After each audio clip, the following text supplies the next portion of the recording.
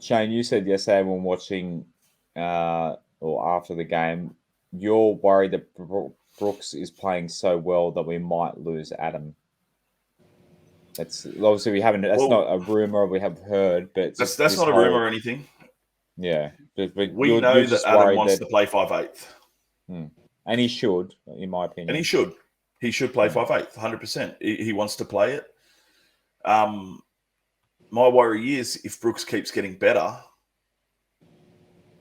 can we give him the 5'8" position? It's hard. Like, or do we just say to him, look, mate, you're going to be our strike center. We're still going to give you good money because, let's be honest, if you're a good center, you're still getting good money.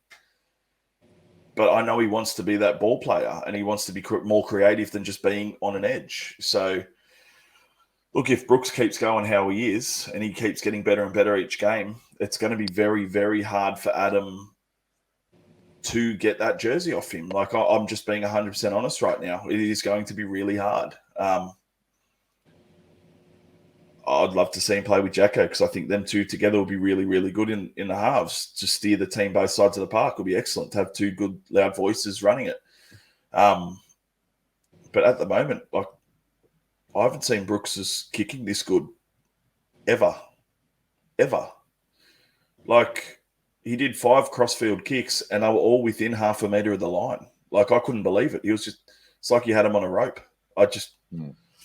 It's going to be very hard for Adam. And I don't know whether Badger's going to have a lot of problems fitting him in. Like, he's definitely in the team. A good problem. And it's a good problem to have because we've got players who are that good. But I believe he's probably going to be our centre for the rest of this year. And pre-season's going to tell. I think he'll be training pre-season as 5'8", and we've got to see who gels the most. It's going to be hard. It's good to have because we haven't really had that ever. But Nick's answer is similar to what my response to you when you said that was pretty much what Nick said here. The fact that he loves the club and I don't think he's the type of player that will just take like a fair pay rise or more money. The management have bungled signings in the past. Rob, do you think, because for those that don't know, Luke, Adam and Jackson are all off contract the end of next year, so they can negotiate the next deal come November, or we can sign them on earlier. Rob, do you think we can keep all 3 guys? Or do you think Luke Brooks will be gone 2024? Like, how are we going to pay these 3 guys? Well, remember we discussed this last week, guys, in case you've forgotten, by the way. I think I actually brought it up. I think I said to you, Adam will play wherever he needs to play, but he won't play there in 2024 as a centre. So, and I actually said, he'd probably consider leaving if he wasn't in the halves. He definitely wants to play in the halves. He's on record as saying that if Hastings is going to be our halfback, then I'd say Brooks would be leaving at some stage, or Adam, because it won't. If you're going to commit to Hastings being halfback long term, it's done and dusted. But if there's a way that Adam and Brooks are in the halves and Jacko's at 13, that's the only other way it'll fit, and I can't see that happening. So, yeah, I don't know. The Brains Trust are going to have to decide who they want as their 7 and 6 for the future, and they've probably got 6 to 12 months to figure it out. I don't even reckon 12 months. I reckon 6 months to figure it out, and that's it.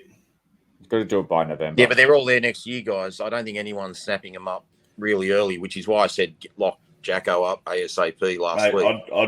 I'd be surprised. I reckon Jacko has to be locked up. I reckon Adam and Brooks we can sort of chill on a little bit more because obviously Adam's going to be playing in the centres, but Jacko has to be locked up instantly. If we don't lock him up and we get rid and he leaves, man, I'm going to be fuming.